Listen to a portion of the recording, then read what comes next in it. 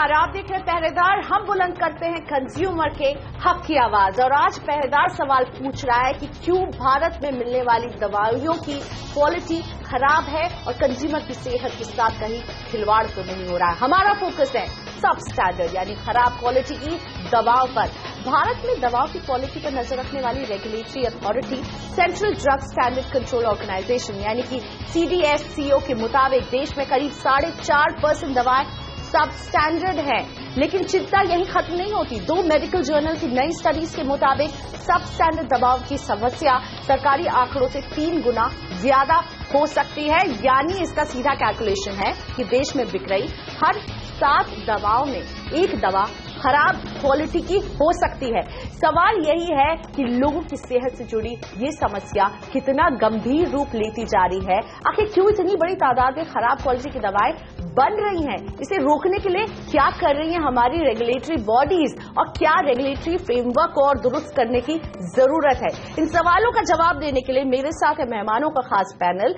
Pfizer के पूर्व MD और सैलिस लाइफ केयर के प्रमोटर डायरेक्टर केवल हांडा, इंडियन ड्रग मैन्युफैक्चरर एसोसिएशन के गुजरात चैप्टर के वाइस चेयरमैन विरांची शाह हमारे साथ अहमदाबाद स्टूडियो से जुड़ने वाले हैं। लेकिन उससे पहले पूर्व deputy drugs controller doctor D. Roy का परिचय करवाना चाहूंगी, वो भी हमारे साथ जुड़ रहे हैं। नकली दवाओं के खिलाफ काम करने वाली संस्था फार्मासिक्योर के CEO नकुल पसरीचा भी मेरे साथ है। लेकिन केवल आपसे मैं शुरुआत करना चाहूंगी। CDSO की ये रिपोर्ट मेरे लिए बहुत गंभीर सवाल खड़ा कर रही है। अगली बार जब मैं दवाई खरीदने जाऊंगी तो मुझे ये भरोसा नहीं होगा कि जो दवाई मुझे बेची जा रही है उसकी क्वालिटी कैसी है। क्या मुझे सब स्टैंडर्ड दवाई बेचा जा रहा है भारतीय बाजार में?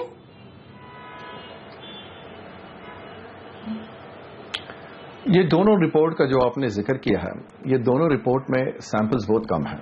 अगर इसको सैंपल्स बढ़ाया जाए तो ये आंकड़े शायद बहुत ज्यादा हों। मेरे हिसाब से हमको रूट कॉज देखना चाहिए कि रूट कॉज क्या है कि ये नकली दवाइयां आती हैं, सब स्टैंडर्ड दवाइयां होती हैं और पेशेंट को हानि करती हैं। इसका रूट कॉज ये है कि हमारे पास कोई रेगुलर और स्ट्रक्चर्ड प्लांट्स मैन्युफैक्चरिंग की ऑडिट नहीं है। इसका रूट कॉज है कि इम्प्लीमेंटेशन हमारे यहाँ होता नहीं है। इसका रूट कॉज है कि छोटे छोटे बड़े और बड़े मैन्युफैक्चरर्स क्वालिटी में ध्यान देते नहीं है। तो इसको रूट कॉज से मीट करनी चाहिए, वरना कंज्यूमर हमेशा पुअर दवाई खाता रहेगा और किसी को ये नहीं पता पड़ेगा कि अच्छी दवाई कौन सी है और खराब दवाई कौन सी है। तो केवल आप मेरी चिंता और बढ़ा रहे हैं। आप कह रहे हैं कि ये जो रिसर्च रिपोर्ट जिनकी हम बात करें, इनका सैंपल साइज इतना छोटा है और भारत में जिस स्तर पर, जिस वॉल्यूम, जो स्केल पर दवाइयां बन रही हैं, वो इस सैंपल साइज को बिल्कुल रिप्रेजेंट नहीं करता। हम आपको बताना चाहेंगे इनका सैंपल साइज जो है 20,000, 50,000, 70,000 का रहा है। तो केवल की बात से मुझे लग रहा है कि ये सैंपल साइज से ये सहमत नहीं है। डॉक्टर रॉय, आपको लाना चाहूंगी यहाँ पर। भारतीय कंज्यूमर जितना खर्च कर रहा है, WHO के मुताबिक उसका 77% हिस्सा खर्च दवाइयों पर हो रहा है। और अगर इतना खर्च करने के बाद भारतीय कंज्यूमर मजबूर है सब स्टैंडर्ड दवा खरीदने के लिए, तो चिंता बड़ी है। एक्चुअली मैं ये कहना चाहूंगा, जो अभी आपका रिपोर्ट आ रही है, ये रिपोर्ट कहां से आपको मिला है, 4%, 4.5%, मेरा पता नहीं है। लेकिन मैं ये कहना चाहूंगा, जो हमारे इंडिया में एक सर्वे ऑलरेडी हो चुके हैं 2009 में, जब मैं पोजीशन में थे, CDSO ने हम लोग सर्वे किया था। वो सर्वे जो था वो नकली दवाई के लिए है। एंड वो सर्वे का मुताबिक नकली दवाई वेरी वेरी रेयर, माने very minimum percentage is available in India. And for your information, the sample size was 25,000 samples collected all over India. जितना स्टडी आज तक ऑल ओवर द वर्ल्ड हुआ है, सब में सैंपल साइज आप देखिएगा, उसमें sample size 200 to maximum 1,000 samples. But in that case, we have taken 25,000 samples. Secondly, अभी लास्ट ईयर से जो एक सर्वे हम लोग स्टार्ट किया है गवर्नमेंट ऑफ इंडिया ने फॉर नकली दवाई, साथ साथ में जो सबस्टैंडर्ड मेडिसिन है उसके लिए भी, उसका वो सर्वे में हम लोग करीब करीब 47,000 सैंपल्स कलेक्ट किया है all over India. And this is a very huge samples we have collected, and on that basis we are going to disclose कि सबस्टैंडर्ड क्वालिटी कितना मार्केट में घूम रहे हैं। लेकिन जो अभी मिस्टर केबल ने बोला है कि सैंपल साइज बहुत कम है, मैं उनसे सहमत नहीं हूं। लेकिन ये तो चिंता की बात है कि 1% हो या 2% हो, कुछ तो सबस्टैंडर्ड मेडिसिन घूम रहे हैं, एंड पेशेंट जिसको वो सबस्टैंडर्ड मिल रहे हैं, naturally he is deprived from the quality of medicine. So वही चिंता की बात है। चलिए, मैं इस बात से मुझे तसल्ली मिल रही है कि आप मान रहे हैं कि चाहे वो 1% हो, 2% हो या 4.5% हो, जैसा कि रिपोर्ट बता रही है, चिंता तो जरूर है। और आपका कहना कि कौन सी ये रिपोर्ट है, तो मैं आपको एक बार क्लियर कर दूं, ये central drug standard control organisation की रिपोर्ट है जिसका हम जिक्र कर रहे हैं। और आपने जिस रिपोर्ट की चर्चा की है वो 2008 की रिपोर्ट है, जिसमें आप भी शामिल थे उस रिपोर्ट को लाने में, जिसमें फेक ड्रग्स के बारे में आप लोगों ने बताया था। लेकिन सब स्टैंडर्ड दवाइयां बिक रही हैं, ये कोई छुपी हुई बात नहीं है, ये सच्चाई है। फार्मासिक्योर से नकुल मेरे साथ हैं। नकुल, सब स्टैंडर्ड दवाइयां खरीदने के लिए कंज्यूमर मजबूर है, क्या नुकसान हो सकते हैं और क्या आपको लगता है कंज्यूमर यानी यहां पर बिग लूजर साबित हो रहा है, पैसे भी खर्च कर रहा है पर उसे सब स्टैंडर्ड दवाई खरीदनी पड़ रही है? हाँ जी, देखिए प्रियंका जी, हम जिस फील्ड में हैं, हमें हर हफ्ते आम कंज्यूमर से इंक्वायरी आती हैं जो फील्ड में दवाइयां खरीद रहे हैं, जिनको सस्पिशन हो रही है कि ये दवाइयां नकली हैं या सब स्टैंडर्ड हैं। उनको इकोनॉमिक लॉस भी हो रहा है और उनकी हेल्थ भी अफेक्ट हो रही है, और अभी उनके पास कोई चारा नहीं है इन अ स्ट्रक्चर्ड वे चेक करने के लिए अपने आप। जैसे कि हम जो टीबी पेशेंट्स के साथ भी काम करते हैं, और टीबी में जैसे आपको पता है, अगर आपकी जो ट्रीटमेंट है वो इंटरप्ट हो या आप सब स्टैंडर्ड मेडिसिन ले रहे हैं, तो आपको मल्टी ड्रग रेसिस्टेंट टीबी भी हो सकता है, जो बहुत ही हानिकारक हो सकता है, और आपके पैसे भी 10 या 20 गुना आपके लग सकते हैं उसकी ट्रीटमेंट करने के लिए। तो कंज्यूमर्स बहुत सफर कर रहे हैं, और द टाइम इज राइट कि इररिस्पेक्टिव कि ये 1% हो, 2% हो, 4% हो, कई इंटरनेशनल ऑर्गेनाइजेशन ने उससे भी ज्यादा 10% से भी ज्यादा एस्टिमेट किए हैं, लेकिन एस्टिमेट जो भी हो, द टाइम इज राइट कि गवर्नमेंट कुछ ऐसा रेगुलेशन करे जिससे कंज्यूमर्स प्रोटेक्ट हो सके। मेरे साथ इंडियन ड्रग मैन्युफैक्चरर एसोसिएशन के गुजरात चैप्टर के वाइस चेयरमैन विरांची शाह जुड़ चुके हैं अहमदाबाद स्टूडियो से। विरांची, स्वागत है आपका। सब स्टैंडर्ड दवाइयां बिक रही हैं, सरकार की रिपोर्ट खुद बता रही है 4.5% हिस्सा है सब स्टैंडर्ड दवाइयों का। कंज्यूमर की सेहत के साथ खिलवाड़, पैसे के साथ खिलवाड़, और कंज्यूमर का भरोसा टूट रहा है। बतौर मैन्युफैक्चरर आप अपने पॉइंट को कैसे डिफेंड करेंगे? प्रियंका जी, एक बात है कि सब स्टैंडर्ड का कोई भी प्रोपोर्शन जस्टिफाइबल नहीं है। मैं ऐसा नहीं कह सकता हूँ 4% ज्यादा है या कम है। Ideally every society, every industry, every government wants 0%, but practically ये होता नहीं है। और अगर आप रिव्यू करेंगे यूएस, यूरोप, हर जगह पे कोई ना कोई मात्रा में सब स्टैंडर्ड मेडिसिन होती है। अब if you review it further, substandard medicine can be for two reasons. Number one is was manufactured substandard. Number two, because of the distribution chain. I just give you a small example. If you buy best quality of milk, but you don't preserve it in a good temperature, 4-5 घंटे में वो दूध खराब हो जाता है. It doesn't mean that the milk was not proper, but the storage is equally important. हर जगह पे हमारा cold chain नहीं है. I think this is one of the major reasons why patient is suffering, because either manufacturer substandard बनाता है या chain distribution chain में substandard होता है. Ultimately patient को हानि होती है. तो एक good distribution practices is something that can really be a game changer. It can do a lot of good for the quality of medicines. दूसरी बात रही, एक साहब अभी बोल रहे थे कि quality of Indian medicines are not good. I respectfully differ. आज इंडिया करीब 1 लाख करोड़ रुपए की मेडिसिन हर साल एक्सपोर्ट करता है. Every possible country on the earth imports from India. Indian plants have been approved by almost all the regulatories across the world. US, Europe, हर जगह Indian medicine जाती है. तो it is not that the basic quality of the drugs is very bad, पर हाँ, लेकिन आप मुझसे ये भी अग्री करेंगे विरांची जी कि जो मेडिसिन बाहर जाती है, जो आप एक्सपोर्ट करते हैं, उसको आप अप्रूवल जो लेते हैं वो उस देश के ड्रग कंट्रोलर एफडीए से लेते हैं. और ये सवाल मेरे मन में बार बार उठता है कि जो हम इतनी बड़ी तादाद में एक्सपोर्ट कर रहे हैं, आप खुद बोल रहे हैं 1 लाख करोड़ की वैल्यू के हिसाब से आप एक्सपोर्ट कर रहे हैं, लेकिन उन एक्सपोर्ट वाली मेडिसिन में बहुत स्ट्रिक्ट गाइडलाइंस आप लोगों को फॉलो करनी होती है. लेकिन क्या वही स्ट्रिक्ट गाइडलाइंस भारत में, जब इस भारत के बाजार में दवाइयों को पहुंचाना होता है, तो होती है या नहीं? पूछेंगे यही सवाल इस ब्रेक के बाद. समझेंगे क्या कह रहा है हमारा एक्सपर्ट का पैनल इस पर.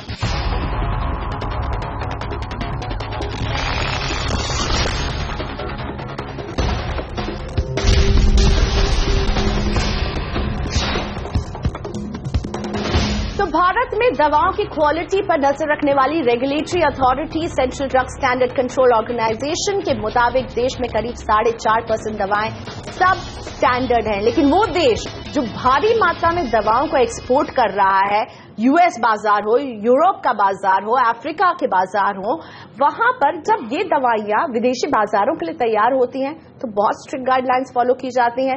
जब वही दवाई भारतीय बाजारों के लिए बनती हैं तो क्या वही स्ट्रिक्ट गाइडलाइंस फॉलो की जाती है? मेरे मन में ये सवाल है। केवल हांडा, क्या आप मुझे अश्योर कर सकते हैं कि बतौर भारतीय कंज्यूमर मुझे वही क्वालिटी की दवाई मिल रही है जिस क्वालिटी की दवाई विदेशी बाजारों में पहुंच रही है, भारत के ही मैन्युफैक्चरर बना के पहुंचा रहे हैं?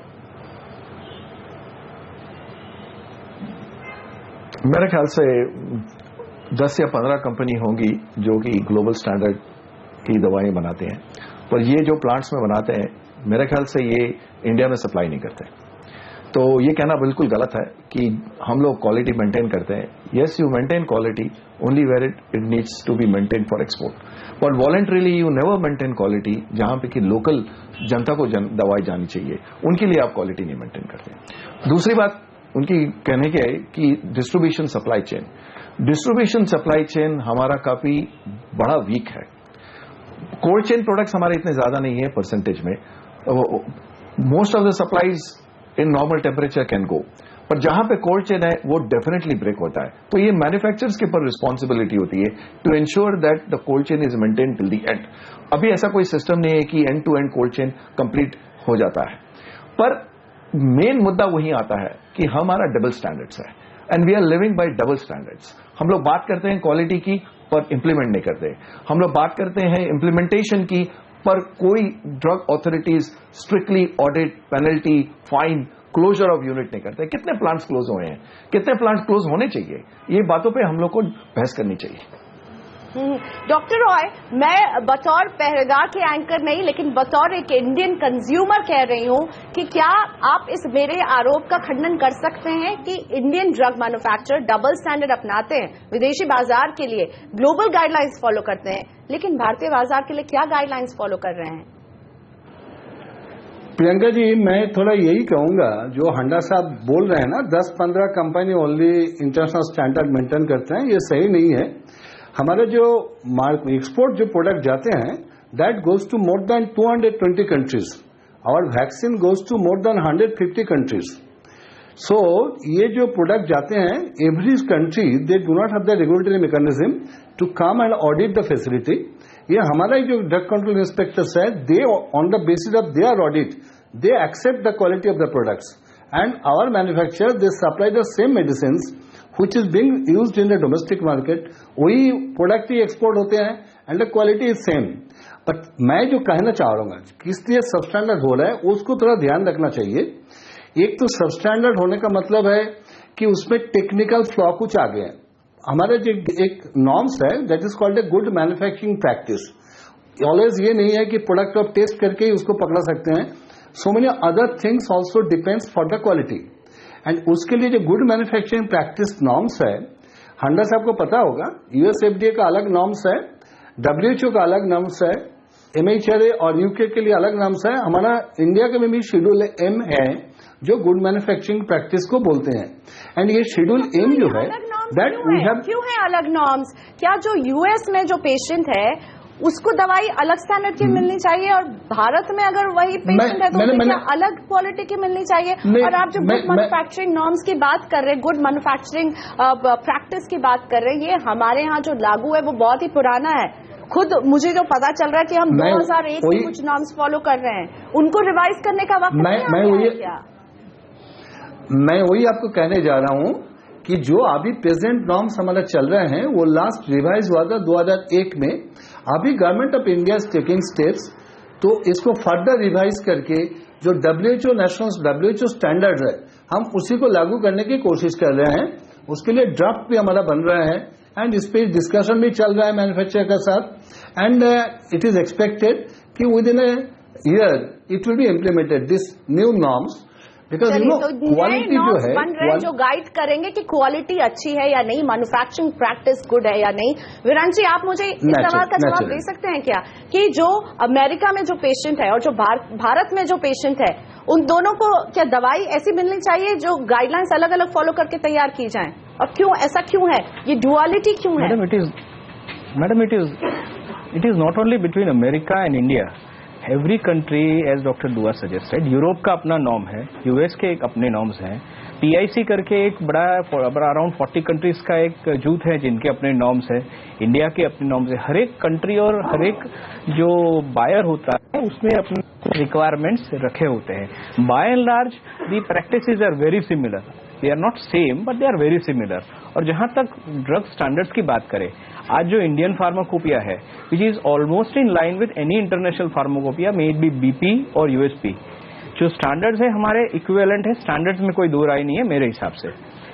जो बात रही तो आप ये अश्योर करें कि स्टैंडर्ड में दो राय नहीं है, इससे आप बिल्कुल ना डरें. चलिए हम कोशिश करते हैं इस ब्रेक के बाद ये समझने के लिए कि कंज्यूमर के क्या अधिकार होते हैं, एक कंज्यूमर क्या कर सकता है.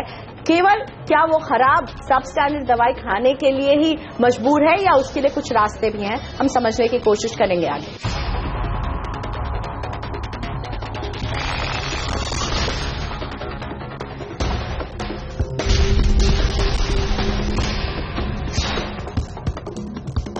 Welcome back. आप देख रहे हैं पहरेदार. हम उठा रहे हैं सवाल कि किस तरह भारत में सब स्टैंडर्ड दवाइयां बन रही है, क्या हो रहा है रेगुलेशन के फ्रंट में. देश में बिक रही हर 7 दवा में से एक दवा खराब क्वालिटी की हो सकती है, इसलिए आप रहिए सावधान. मेरे साथ है फार्मा सिक्योर के नकुल पसरीचा और ये बता रहे हैं कि कंज्यूमर को ज्यादा अधिकार देने के लिए ये क्या एक यूनिक आइडिया लेकर आए हैं और इनकी कंपनी इस पर काम कर रही है. नकुल.